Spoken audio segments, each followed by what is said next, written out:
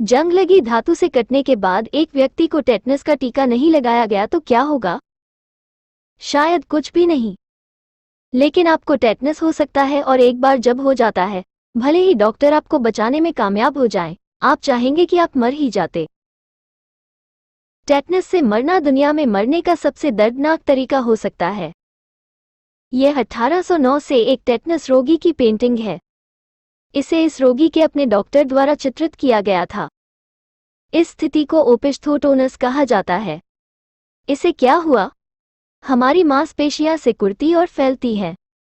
फिर एक केमिकल मांसपेशियों को आराम देता है, लेकिन टेटनस उस केमिकल को निकलने से रोकता है, इसलिए मांसपेशियां केवल सिकुड़ती है और दोबारा फैलती नहीं और आराम नहीं करती सकती। पीठ की मांसपेशियां पेट की मांसपेशियों से अधिक मजबूत होती हैं, इसलिए रोगी की अपनी पीठ झुक जाती है। अंत में केवल उसके सिर का पिछला भाग और उसकी एड़ी जमीन को छूती है। यदि रोगी की मांसपेशियां मजबूत हों तो उसकी स्थिति और भी खराब होगी। उसके पैर की मांसपेशियां इतनी मजबूती से सिकुड़ेगी कि वे उसकी जांघ की हड्डियों को तोड़ देंगी, जो मानव शरीर की सबसे मजबूत हड्डियां हैं। कल्पना कीजिए कि आपके शरीर की प्रत्येक मांसपेशी में कई दिनों तक अनैच्छिक ऐंठन होती है और इससे बचने के लिए लगभग कुछ भी नहीं किया जा सकता है।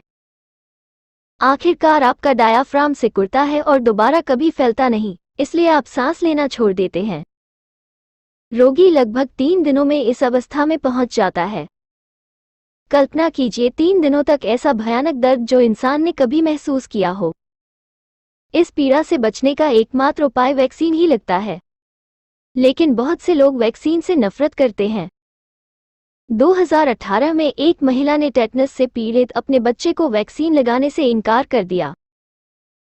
लगभग 2 महीने की चिकित्सा देखभाल के बाद बच्चा मरते मरते बचा, लेकिन महिला ने फिर भी वैक्सीन से इनकार कर दिया। उसने अपने बच्चे के जीवन को खतरे में डाल दिया। टेटनस पैदा करने वाले बैक्टीरिया क्लोस्ट्रिडियम टेटानी है। यह मिट्टी में पाया जाने वाला एक सामान्य जीवाणु है। जंग से टेटनस नहीं होता है, लेकिन जंग लगे कील से संकेत मिलता है कि यह संभवतः कुछ समय के लिए मिट्टी के संपर्क में रहा होगा और इस तरह उस पर बैक्टीरिया होने की संभावना है।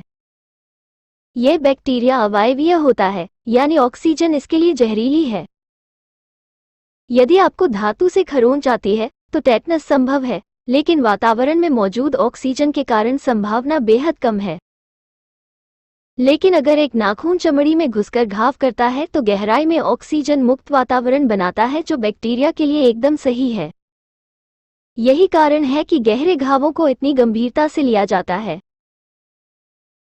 टेटनस का इलाज किया जा सकता है, लेकिन सबसे अच्छे उपचार के साथ भी 2/3 रोगियों की मृत्यु हो जाती है, और जो जीवित रहते हैं वे आमतौर पर अस्पताल में 8-10 सप्ताह बिताते हैं, ज्यादातर वेंटिलेटर पर और प्रेरित कोमा में। इसके बाद 4-6 महीने में पुनर्वसन व्यक्तिगत रूप से।